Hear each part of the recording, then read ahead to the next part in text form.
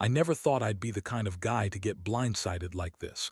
But here I am, sitting in my own mess, trying to process something I wish I never found out. My wife, Lisa, has always been a bit of a bitch, honestly. She's the kind of woman who's charming when she wants something but cold as ice when she doesn't. We'd been married for nearly 10 years, and yeah, things had gotten a bit stale, but I thought we were still solid. Or at least I believed that until the signs started piling up that she wasn't exactly faithful anymore. It all began a few months ago. Lisa started canceling plans last minute, saying she was too tired or that her chronic pain was acting up. She's always had this story about her pain, always very dramatic about it. Sometimes it's a migraine, sometimes her back or her hips.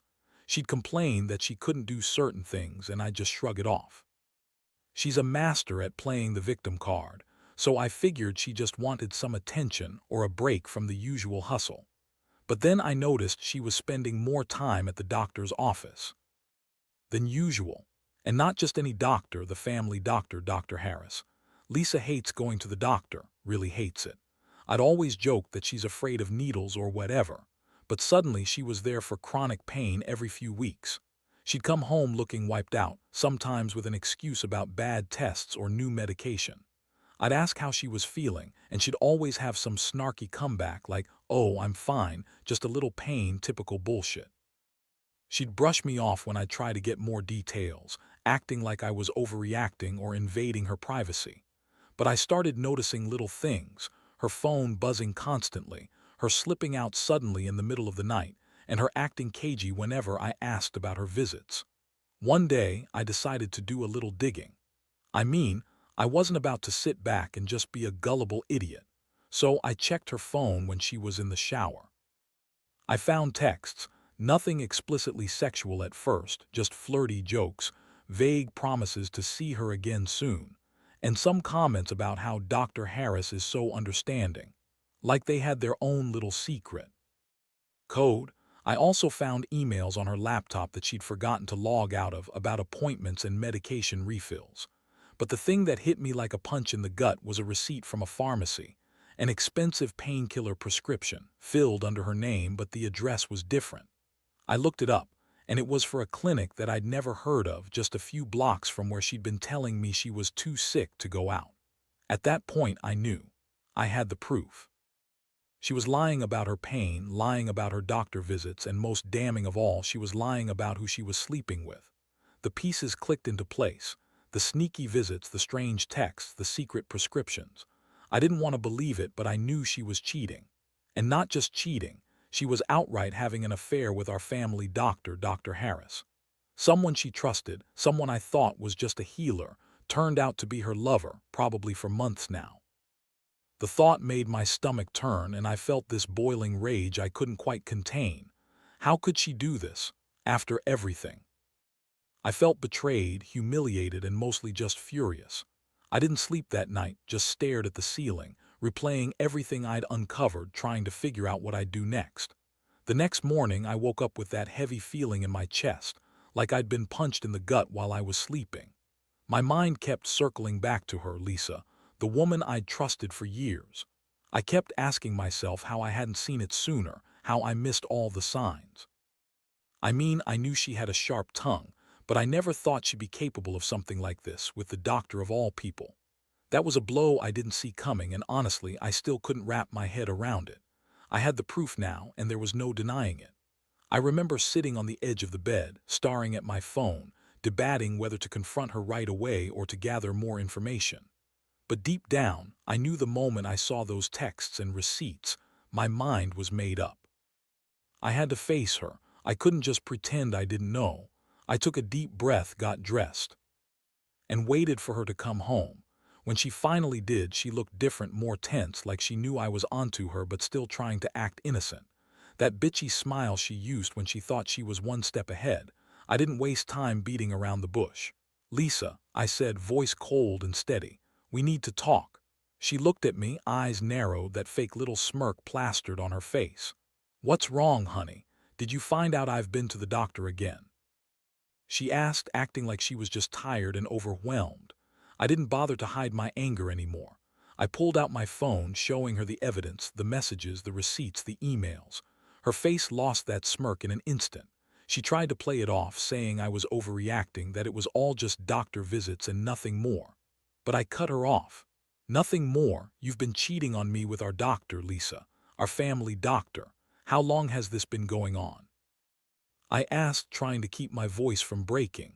She rolled her eyes, crossing her arms, and shot back. You're being dramatic. This is just some misunderstanding. Dr. Harris is a professional and I was just talking to him about my pain. You wouldn't understand. That's when I saw the true bitch she was. She's always been good at lying, at spinning stories. But this time I'd caught her dead to rights. I was furious, but I also felt this sinking, crushing sadness. How could she betray me like this? After all these years, I felt like I'd been hit with a train. I couldn't believe she'd been sleeping with someone who's supposed to be helping her, and she was lying through her teeth about it. I wanted to scream, wanted to shake her, but I held back. Instead, I told her I needed some time to process, that I couldn't believe she'd do this to me, to us. She just shrugged, acting like it was nothing, like I was overreacting. But I knew better. I saw right through her. I felt a mix of anger, sadness, and disgust swirling inside me. I'd been naive, thinking we had a real marriage, but I was starting to realize that I'd been living with a liar all along. Someone who's willing to sleep with our doctor, lie to my face, and then act like it's no big deal. That's the moment everything changed for me. Honestly, I didn't even know how to feel anymore, except for one thing.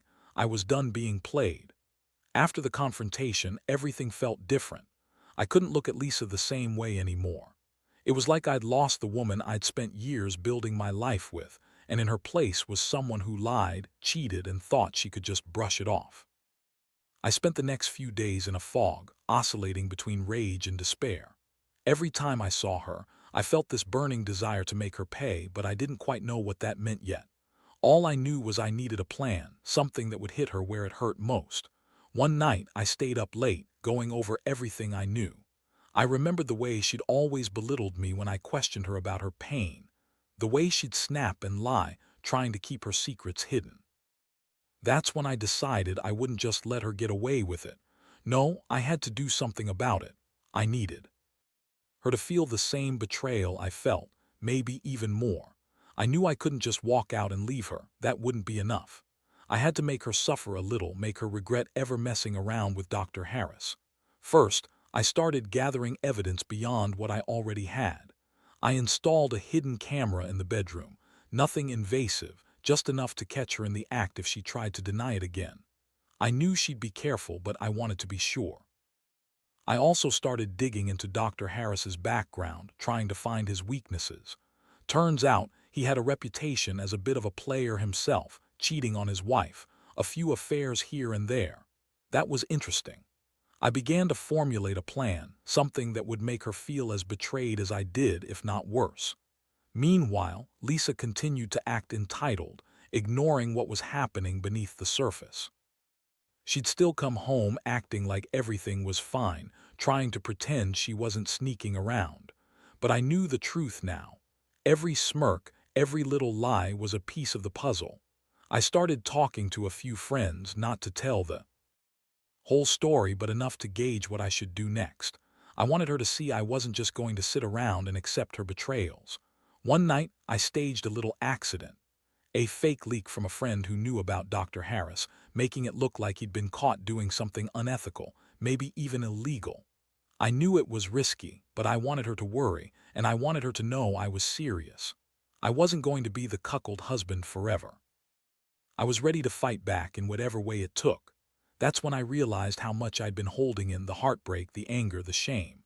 I felt like I was about to burst, but I also felt a strange clarity. I was done being the victim. Now I was about to flip the script. I kept my plan close to my chest, waiting for the right moment to make my move. I wanted her to know I wasn't naive anymore, that I had proof, that I was dangerous if provoked. The next step was crucial. I had to be subtle but relentless, ensuring she saw that her lies and her affair weren't just going to fade away. I was ready to shake her world, to make her regret ever crossing that line with Dr. Harris. It was petty, maybe even cruel, but I was past caring about being the nice guy. I wanted her to feel as betrayed as I did, maybe even worse. The night I executed my plan, I was more nervous than I'd ever been in my life. I had spent days preparing, and I knew that once I went through with it, there was no turning back. I set up everything carefully: hidden cameras, fake emails, some fake evidence I planted online that would make it look like Dr. Harris was in trouble with the law. My goal was simple: make Lisa panic, make her see that her secret was no longer safe, and that her lies were about to blow up in her face. I waited until she was supposed to be at her chronic pain appointment, but instead I kept my phone open, with the live camera feed recording her movements. She left the house looking hurried, clutching her bag like she was avoiding someone. I watched her get into her car, then drove to the little cafe I arranged to meet her lover. I knew where Dr. Harris's office was, so I parked a few blocks away and waited. When she arrived, I snapped a few photos through the window, her sitting across from him, leaning in close, her hand on his knee. The sight made my stomach turn, but I forced myself to stay calm. I had already set everything in motion: sending the fake emails, making the online posts, and turning on the fake law enforcement website I'd created. Within 20 minutes, I got the alerts: a fake police report going viral, claiming Dr. Harris was under investigation for inappropriate conduct, and that his license was about to be suspended. I knew Lisa would see it, and I wanted her to see it. I wanted her to know I had her cornered. When she finally came home, her face was pale, and her eyes darted around like she was trying to figure out what had just happened. I was sitting at the kitchen table, pretending to be oblivious. She tried to act normal, asking about my day, but I could tell she was panicked. I pulled out my phone and showed her the fake website, her face drained of color. Her voice cracked as she tried to deny everything, saying it was just rumors, that I was crazy, that this was all just a misunderstanding, but I didn't buy it. "Don't lie to me, Lisa," I said, voice low but steady. "I know what you've been doing with Dr. Harris. I saw you. The texts, the visits, the secret doctor's office. And now everyone else is going to find out too." Her eyes widened and she tried to spin another lie, but I could see the panic in her eyes. She was cornered and she knew it. I could tell she realized her carefully constructed world was collapsing around her. That was satisfying in some twisted way, the idea that she thought she could hide her betrayal forever. But I didn't just want her to feel scared. I wanted her to understand how deeply she'd hurt me. So I kept pressing, asking her what she thought she was doing, how she could betray me so casually. She snapped back, calling me controlling, paranoid, and accusing me of just not trusting her. Yeah, right. I trusted her as much as I trusted a snake. She's always been good at lying, always had a way of turning things around to make herself the victim. But this time I was done playing the fool. As the night wore on, her facade cracked even more. She tried to deny everything, but I had proof: photos, the fake emails, the online posts. I told her that I was done pretending, that I was going to do something about it. I wasn't planning to give her a free pass just because she was sick and in pain. No, she'd pushed me to my limit, and I wanted her to know that the betrayal didn't just hurt me, it was going to cost her everything. In that moment, I felt a strange mix of relief and rage. Relief, because I finally knew the truth. Rage, because she'd been a lying, cheating bitch all along. I knew I couldn't just sweep this under the rug. This was the kind of betrayal that changed everything. I had to decide what my next move was, but I'd already made up my mind. Lisa had crossed a line, and I wasn't going to let her get away with it. No matter what she said, no matter how much she tried to weasel out of it. The game was over, and I was ready to play by my own rules now. The following days after that night felt like walking through a fog. I was caught in this strange mix of adrenaline, heartbreak, and clarity. I knew I couldn't stay in the same house with her much longer, not after everything I'd uncovered and made public. The fake website, the photos, the emails, all of it was designed to make her realize that her lies had consequences. I wanted her to feel what I'd felt when I first discovered her betrayal: total loss of trust, total humiliation. I didn't confront her again right away. Instead, I started making arrangements. I contacted a lawyer, one I found through a friend, and asked what my options were. I also began packing my things, just in case. Honestly, I was prepared for her to blow up, to make some kind of scene. That bitchy attitude of hers was still there, but I could see her cracking, her bravado fading. She spent the last few days trying to spin stories, calling me crazy or jealous, but I had all the evidence. There was no way she could deny it anymore. One afternoon, she finally sat down with me, her face flushed, her eyes darting nervously. She started crying, throwing out all the usual lines, how she was sick, how it was just sex, how she loved me but was just lost.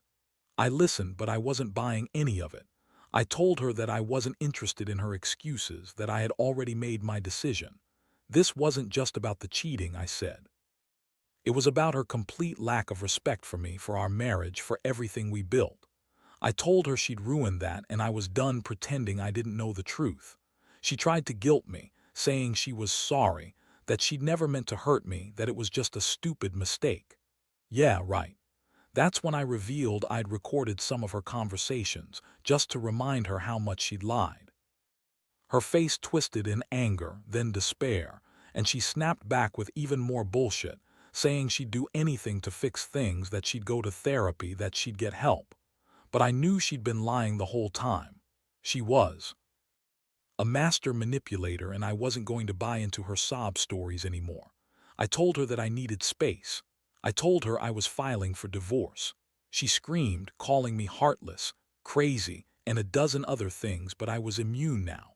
I'd had enough of her non-stop lies and betrayal. I'd already crossed the point of no return. Watching her break down that day made me realize how much this had hurt me, more than I'd admit at the time. But I also felt a strange sense of liberation. I'd finally taken control. I was tired of being the sucker, tired of being the one betrayed and lied to. In the end, I moved out. Not overnight, but gradually, making sure I had everything I needed. I kept the evidence safe, just in case I needed it later. I didn't want to make any rash decisions, but I knew deep down I wasn't coming back.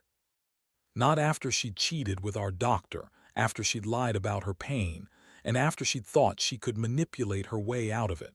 I felt more like a survivor than a victim now. The pain still lingered, but I knew I'd get through it. I had to. Looking back, I realize how much I learned from this whole nightmare.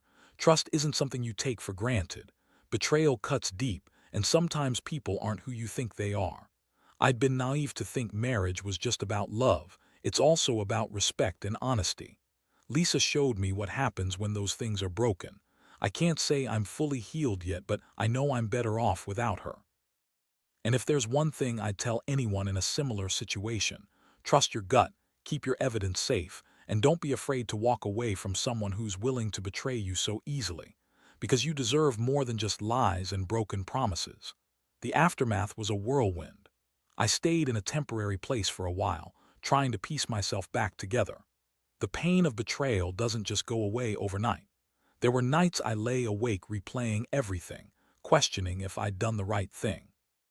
But deep down, I knew I couldn't stay with someone who'd betrayed my trust so completely. The anger turned into a dull ache, replaced gradually by a strange sense of relief. I'd taken back control of my life, and honestly, that felt like the first real step toward healing. I cut all contact with Lisa. I blocked her on everything, didn't answer her calls or texts. She tried to reach out a few times, crying, begging, apologizing, but I wasn't interested in her apologies anymore. I saw her for what she was, a selfish, manipulative person who thought she could lie and cheat her way through life. She lost her marriage, and honestly, that's on her. I learned that you can't fix people like her. They only change when they're forced to face the consequences. As for me, I decided to focus on myself. Started therapy, worked on rebuilding my confidence, and slowly I began dating again. Not quickly and not with the same naive optimism I once had. Now I'm more cautious, more aware. I don't rush into anything, but I refuse to let this destroy my faith in people altogether. I've got a new job, a new apartment, and a new outlook. I still feel the sting of betrayal, but also a renewed sense of strength. I'm not perfect. I still have bad days, but I know I'm better than the guy I was before I found out about Lisa's affair. Looking back, I realized that this experience, though painful, was a wake-up call. It forced me to see the red flags I'd ignored, to recognize my own worth, and to stop settling for less. I learned that some people are just selfish and manipulative, and they'll lie and cheat no matter what. But I also learned that I don't have to be a victim. I can walk away, rebuild, and come out stronger on the other side. To anyone reading this who might be going through something similar, my advice is simple: trust yourself. If you have doubts, don't ignore them. Gather evidence if you need to sometimes. That's the only way to truly know. And most importantly, don't be afraid to walk away. You deserve honesty, respect, and someone who values you. Because at the end of the day, the only person who can truly save you is yourself. Don't let anyone make you feel small or unworthy. Stand tall, learn from it, and keep moving forward.